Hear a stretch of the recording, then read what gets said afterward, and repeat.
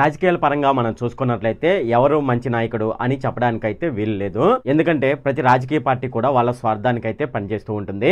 ఒక విధంగా మన ఆలోచన ప్రకారం మనం చెప్పాలంటే ఏది మంచి పార్టీ అంటే ఏ రాజకీయ పార్టీ అయితే ప్రజలకు విద్య, వైద్యం, న్యాయం అనేది ప్రజలకు ఫ్రీగా అందుతుందో అది మంచి ప్రభుత్వం అని చెప్పవచ్చు. అదే విధంగా న్యాయం పరంగా మనం చూసుకున్నట్లయితే పేద ప్రజలకు ఎక్కడైతే సమన్యాయం దొరుకుతుందో, ఎక్కడైతే మహిళలకు రక్షణ ఉంటుందో అది మంచి ప్రభుత్వం అని మనం అయితే చెప్పవచ్చు. ఇక రాజకీయ నాయకుల పరంగా మనం చూసుకున్నట్లయితే వాళ్ళ యొక్క పర్సనల్ విషయాలు అయితే పక్కన పెడదాము. రాజకీయాలకు వచ్చిన తర్వాత వాళ్ళు చేసిన పనులను బట్టి వాళ్ళను మంచి వాళ్ళ చెడ్డ వాళ్ళ అని చెప్పవచ్చు.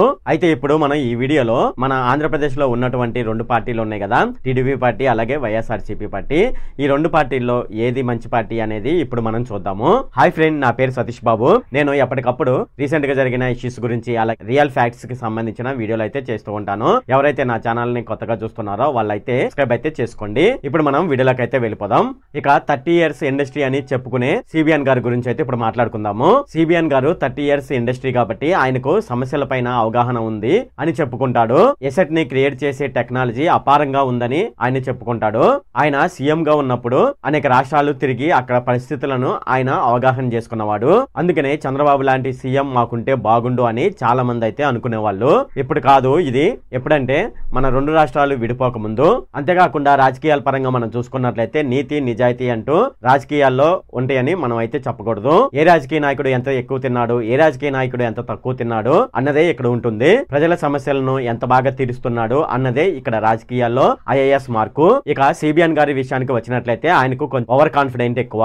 దేశం మొత్తం మీద తన లాంటి గొప్ప లీడర్ లేడని ఆయనకు ఒక గర్వం. దీనికి తోడు ప్రత్యేక హోదా అని జనాలకు బూచిలాగా చూపించి జగన్ ను ఓడించిన వ్యక్తి. ఒకప్పుడు ఎన్డీఏతో కలిసి అంటే బీజేపీతో కలిసి ఉండి ఇప్పుడు బీజేపీని తిడుతూ, బీజేపీ నాయకులను తిడుతూ, ఇలా నాయకులకు మధ్య చిచ్చు పెడుతూ, అలాగే రాష్ట్ర ప్రజలను సరిగ్గా పట్టించుకోకుండా, అలాగే ఎన్నికల్లో గెలవడానికి ఆయన ఏ పార్టీతోనైనా పొత్తు పెట్టుకుంటాడు.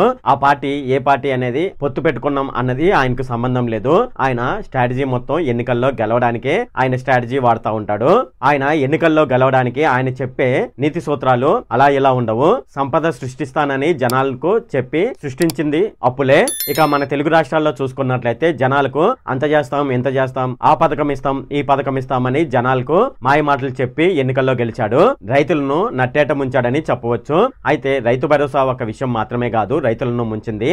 ఇంకా చూసుకున్నట్లయితే రాష్ట్రంలో అనేక చోట్ల ఎయిర్పోర్ట్లను ఏర్పాటు చేసి రైతులు పండించిన పంటను విదేశాలకు నేను ఎక్స్పోర్ట్ చేసి ఆ విధంగా రైతులకు మేలు చేసే విధంగా చేస్తానని రైతులను నట్టేట ముంచాడు. ఇంకో విషయం ఏమిటంటే స్టూడెంట్స్ ను కూడా 100% నట్టేట ముంచాడని చెప్పవచ్చు. అదేమిటంటే మీరు మొత్తం వర్క్ ఫ్రం హోమే జాబ్ చేయాలి, విదేశాల నుంచి కంపెనీలు మీ దగ్గరికే వస్తాయి, మీరు కేవలం ఇంట్లో కూర్చొని వర్క్ ఫ్రం హోమ్ జాబ్ చేయటమే అని జనాలను నట్టేట ముంచాడు. ఈ విధంగా ప్రజలను నమ్మించి మోసం చేయటమే సిబిఎన్ గారి పని. ఆయన ఇది ఇప్పటి నుంచి కాదు, మనకు వైఎస్ రాజశేఖర రెడ్డి గారు ఉన్నారు కదా, వైఎస్ రాజశేఖర రెడ్డి గారు ఉన్నప్పటి నుంచి ఈయన జనాల్ని మోసం చేయడమే. ఇదే విషయాన్ని వైఎస్ రాజశేఖర రెడ్డి గారు కూడా చెప్పడం జరిగింది. అంతేకాకుండా మనకు రోషయ్య గారు ఉన్నారు కదా, రోషయ్య గారు కూడా సీఎం గా ఉన్నప్పుడు ఈ సిబిఎన్ గారి గురించి చెప్పాడు. ఆయన అప్పటి కాలంలో కూడా జనాల్ని నట్టేట ముంచడమే. ఈ జనాలు ఎందుకు అతన్ని నమ్ముతున్నారు అనేది ఇప్పటి వరకు తెలియదు.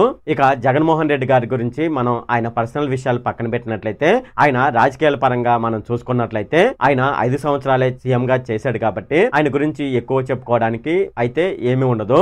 ఇక రాజకీయం పరంగా మనం చూసుకున్నట్లయితే రాజకీయాల్లో గెలుపు ఓటములు అనేది ఒక్కోసారి వాళ్ళకున్న అనుభవాలతో పనిచేయదు. ప్రజలు ఎప్పుడు కొత్తదనాన్ని కోరుకుంటారు. అలాగే ప్రజలు సుఖమైన జీవితం ఎక్కడ ఉందని కోరుకుంటారు. ఇక్కడ సుఖమైన జీవితం అంటే వేరే విధంగా ఆలోచించకండి. ఇక్కడ సుఖమైన జీవితం అంటే ఉచిత పథకాలు, రాజకీయ నాయకులు ఎలక్షన్ లో ఇచ్చే హామీలకు సంబంధించినటువంటి ఉచిత పథకాలు. అలాగే జగన్మోహన్ రెడ్డి గారి గురించి మనం చూసుకున్నట్లయితే ఆయనకు ఏ రాజకీయాల్లో ఎటువంటి అనుభవం లేదని చెప్పడానికి వీల్లేదు.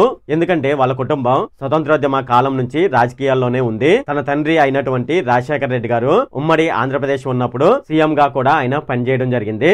అంతెందుకు 2009లో ఆయన కాంగ్రెస్ తరపున ఎంపీగా కూడా గెలిచాడు. ఇక ప్రజలకు ఎటువంటి రాజకీయ నాయకుడు కావాలని కోరుకుంటున్నారంటే ఎప్పుడు ప్రజల దగ్గర వాళ్ళతో మమేకమై వాళ్ళ సమస్యలను తెలుసుకుని వాళ్లకు సమస్యలు తీర్చే రాజకీయ నాయకుడే కావాలి. అటువంటి సిద్ధాంతాలను తెలుసుకున్న వ్యక్తే జగన్మోహన్ రెడ్డి. పాదయాత్రలో మనం చూసుకున్నట్లయితే అప్పుడు ప్రజలకు దగ్గరై వాళ్ళ మనసులను తెలుసుకుని ఎన్నికల్లో విజయం సాధించి రాజకీయాల్లో 30 సంవత్సరాలకు పైగా రాజకీయ అనుభవం ఉన్నటువంటి సిబిఎన్ గారిని ఓడించి ఆంధ్రప్రదేశ్ సీఎం గా ఆయన పదవి చేపట్టాడు. సో వీళ్ళలో ఎవరు ఎవరు మంచి నాయకుడు అనే విషయాన్ని మీరు కింద ఉన్న కామెంట్ సెక్షన్ లో అయితే తెలియజేయండి. ఇది ఫ్రెండ్ ఈ వీడియోలో. ఇటువంటి మరిన్ని వీడియోస్ కోసం నా ఛానల్ అయితే సబ్స్క్రైబ్ అయితే చేసుకోండి.